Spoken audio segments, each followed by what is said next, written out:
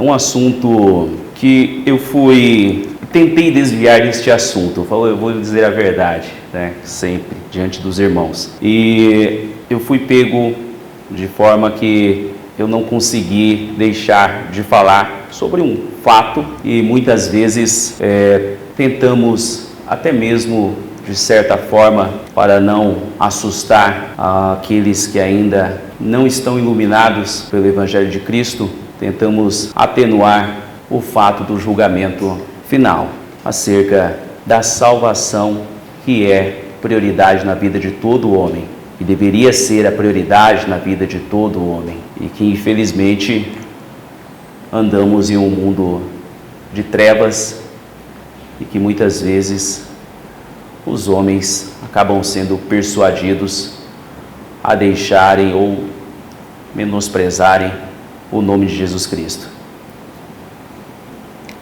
O título da mensagem é A Bênção ou a Maldição.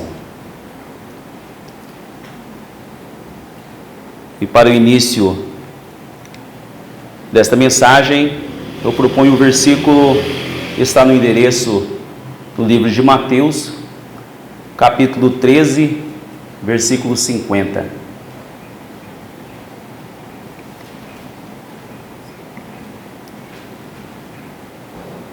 E lançá-los-ão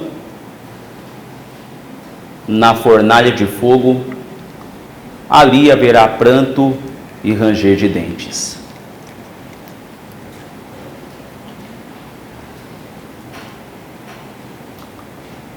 Vamos para mais uma palavra de oração, irmãos. Amado e glorioso Deus, obrigado pela oportunidade, Senhor, de estar aqui à frente da sua igreja para poder falar unicamente do seu santo nome. Te agradecemos, meu Pai, por todas as bênçãos derramadas, por sua misericórdia, por tudo que o Senhor tem nos dado. Obrigado, Senhor Deus, pela vida de cada um que aqui está.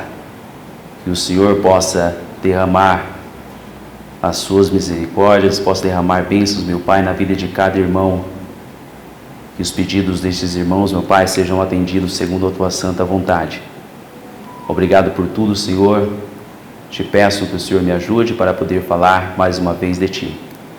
É em nome de Jesus Cristo que te pedimos e agradecemos. Amém.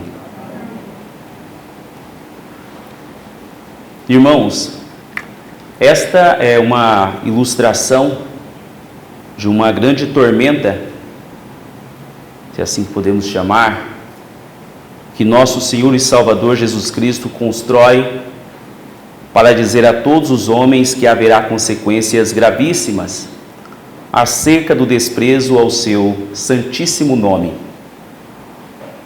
A fornalha, o fogo, o pranto, a agonia da morte sintetizada no ranger de dentes, nos faz imaginar um cenário de grande medo, de grande temor que será imposto.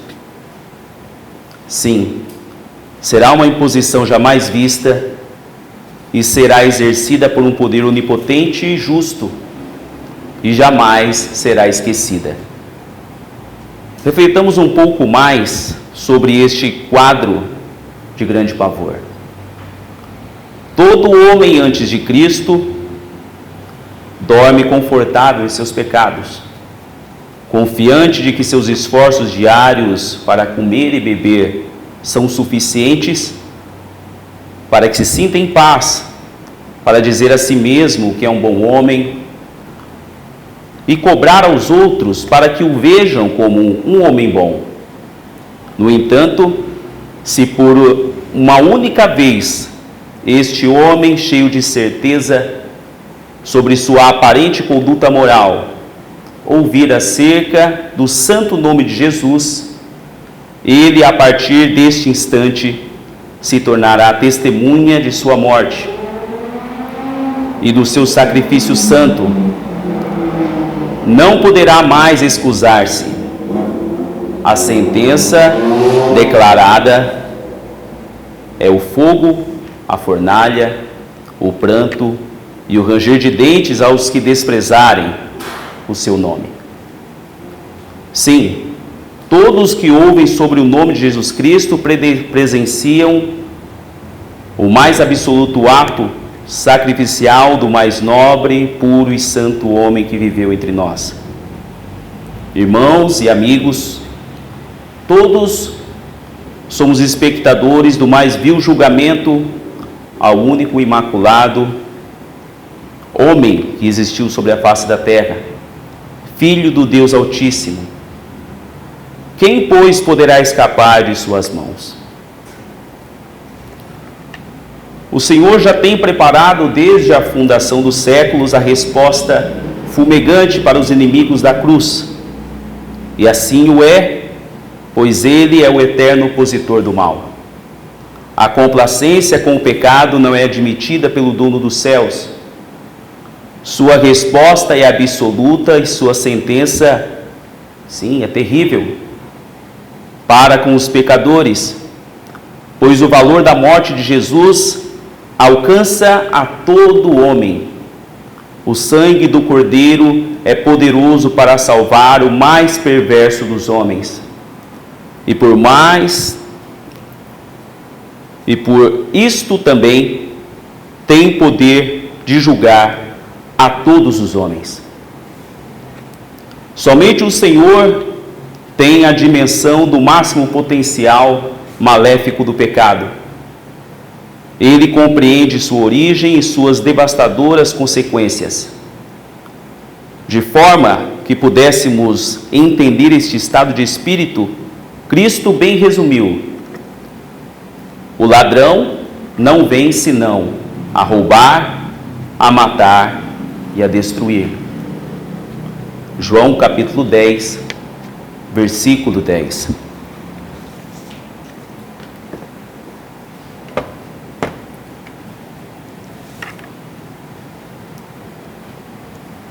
Quando Cristo diz: o ladrão não vem senão há, Ele quer dizer que estes são os únicos propósitos da existência do diabo.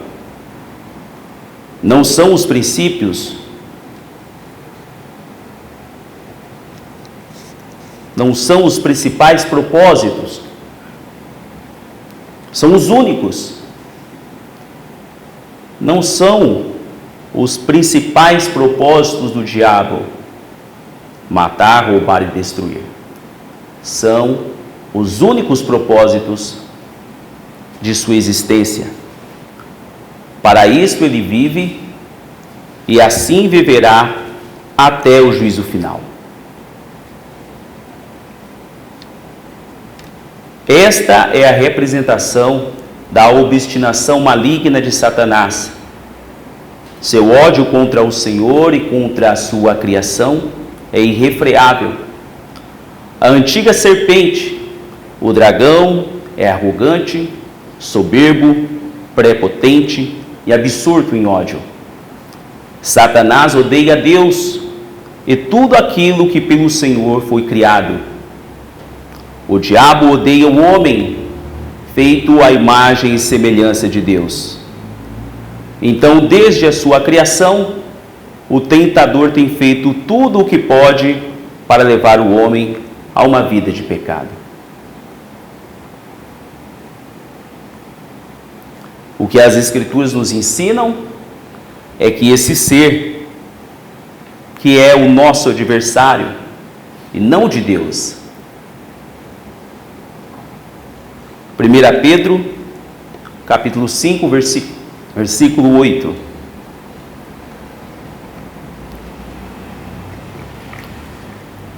Sede sóbrios, vigiai, porque o diabo, vosso adversário, anda em derredor, bramando como leão, buscando a quem possa tragar.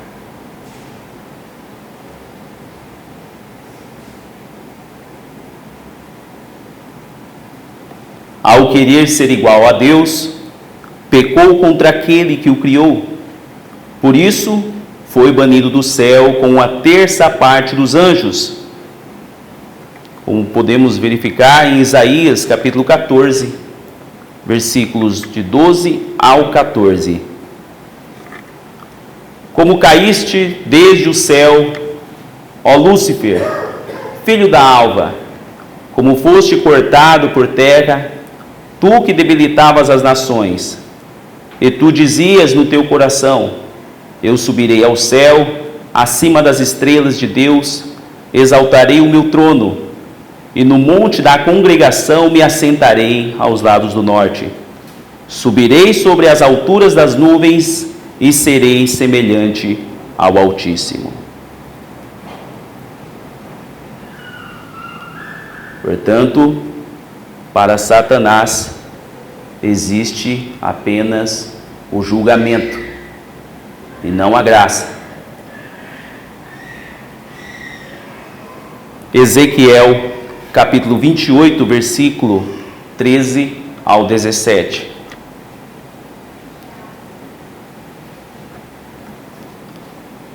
Estiveste no Éden, jardim de Deus, de toda a pedra preciosa era a tua cobertura, sardônia, topázio, diamante, turquesa, ônix, jaspe, safira, carbúnculo, esmeralda e ouro.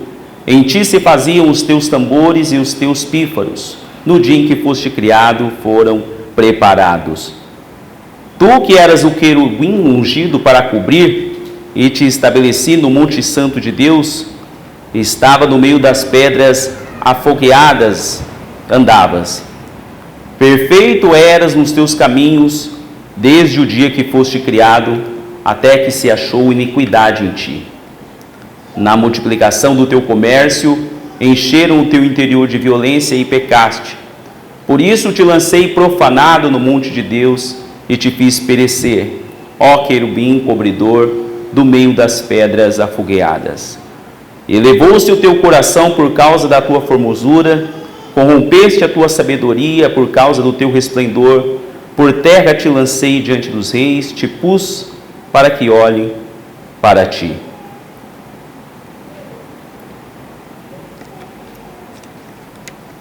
Apocalipse, capítulo 12, versículo 4 e 9.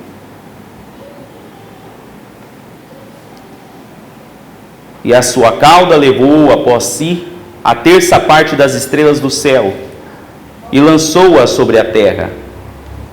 E foi precipitado o grande dragão e antiga serpente, chamada o Diabo, e Satanás, que engana todo mundo. Ele foi precipitado na terra, e os seus anjos foram lançados com ele.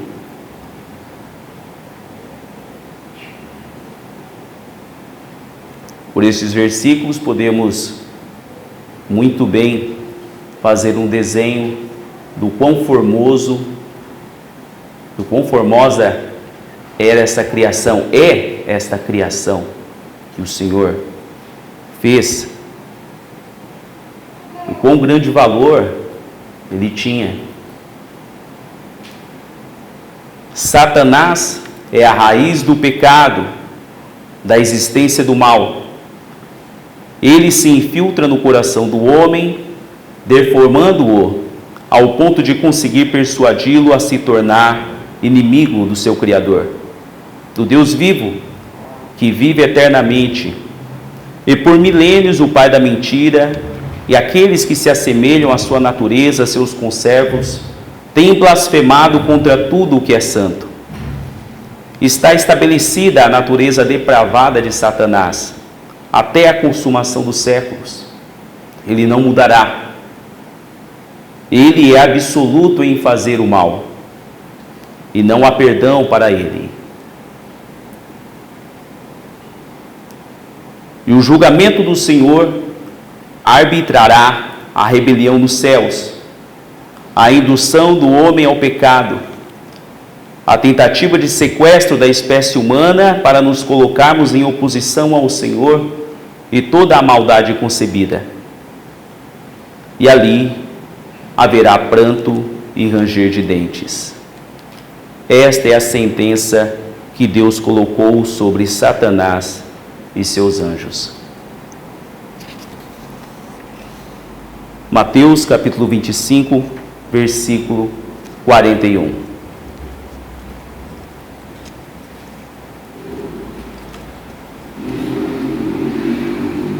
Então dirá também aos que estiverem à sua esquerda: apartai-vos de mim, malditos, para o fogo eterno, preparado para o diabo e seus anjos. Neste versículo, identificamos a condenação de Satanás, porém, também existem outros personagens aos que estiverem à sua esquerda. Satanás e seus anjos é o complemento da execução da pena do Senhor. A estes, o fogo eterno já está destinado desde o princípio deste século, os séculos. Não somente ele, mas aos que estiverem à sua esquerda. Portanto, amigos, irmãos, aos que não tiverem parte com Cristo, serão participantes do mesmo castigo de Satanás. Não há outro meio de dizer este fato.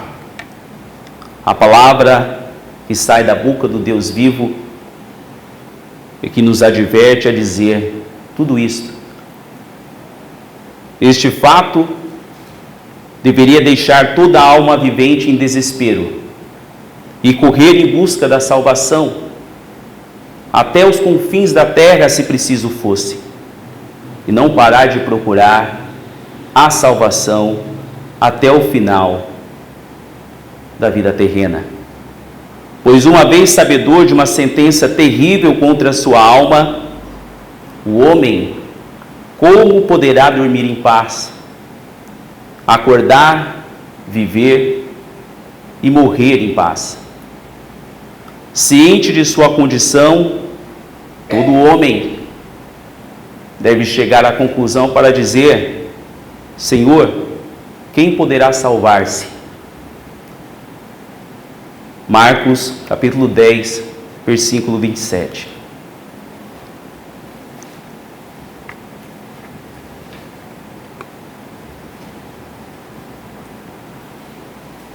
Jesus, porém, olhando para eles, disse: para os homens é impossível, falando da salvação, mas não para Deus, porque para Deus todas as coisas são possíveis. E esta possibilidade de salvação está ao alcance de todo homem. Não é preciso ir à caverna mais profunda, a navegar por oceanos e mares, ir a outros planetas em busca de condições favoráveis à vida. Não, nada disto. É Cristo quem salva. É Ele que detém as chaves dos céus e do inferno. É Ele quem pagou o preço de nossas ofensas. E foi Ele que venceu a rebelião de Satanás contra os céus. Satanás, com certeza, não tinha ideia dos efeitos do Cristo crucificado. Não sabia ele que aquele seria o meio que Deus manifestou para reverter os efeitos do Éden e conceder à humanidade decaída a vida eterna.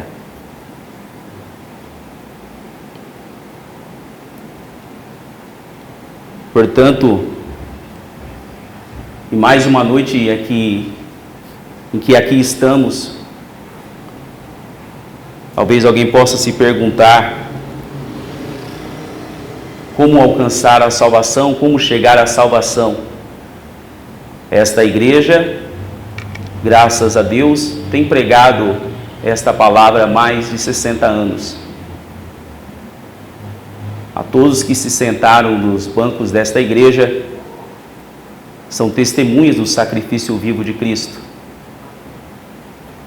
A todos que aqui estão neste momento, têm a possibilidade de alcançar a salvação em Cristo. A todos que estão nos assistindo e que irão nos assistir, têm a possibilidade da salvação em Cristo enquanto há tempo para ouvir o seu chamado.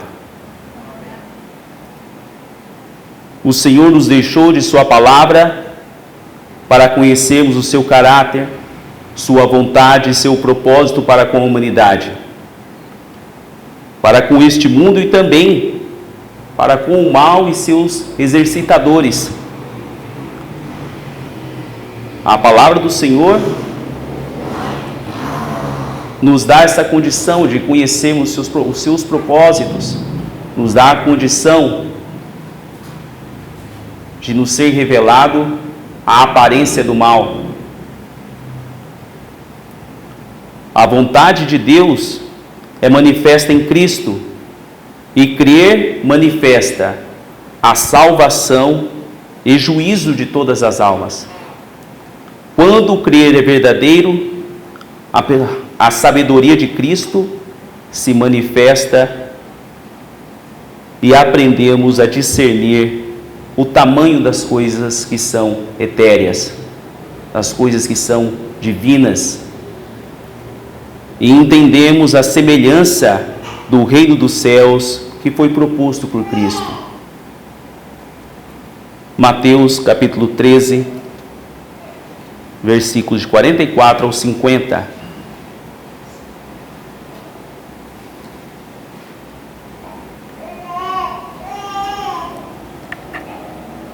Uma vez iluminados pelo Evangelho do nosso Senhor Jesus Cristo, é que Ele nos dá a condição para entendermos a semelhança pela qual Ele propôs aos homens daquela época,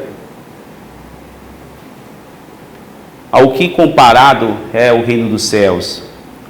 Também o reino dos céus é semelhante a um tesouro escondido num campo, que um homem achou e escondeu, e pelo gozo dele vende tudo quanto tem e compra aquele campo. Outro sim, o reino dos céus é semelhante ao homem negociante que busca boas pérolas, e encontrando uma pérola de grande valor, vendeu tudo quanto tinha e comprou-a. Igualmente, o reino dos céus é semelhante a uma rede lançada ao mar e que apanha toda a qualidade de peixes, e estando cheia, a puxam para a praia, e assentando-se, apanham para o cesto os bons, os ruins, porém, lançam fora. Assim será na consumação dos séculos. Virão os anjos e separarão os maus dentre os justos.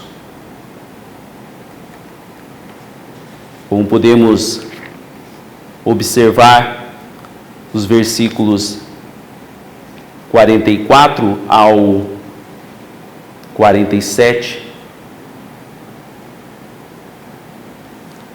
que o tamanho do reino dos céus em nada deve se comparar às coisas que temos nesta terra. E por sua misericórdia, através do conhecimento da sua palavra, é que vamos nos despindo, nos esvaziando dia a dia, até o ponto de vermos como o mais precioso de nossas vidas a palavra da salvação, a salvação eterna. O versículo 48 já nos mostra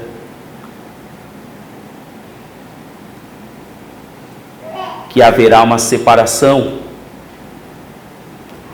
que haverá uma seleção, que os anjos do Senhor virão para recolher os justos, os bons,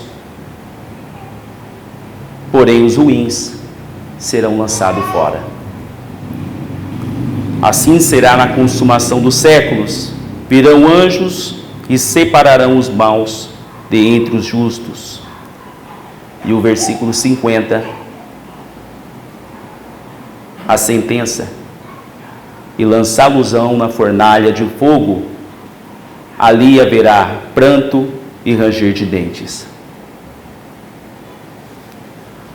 absolvição em Cristo ou estar junto ao banco dos réus com Satanás.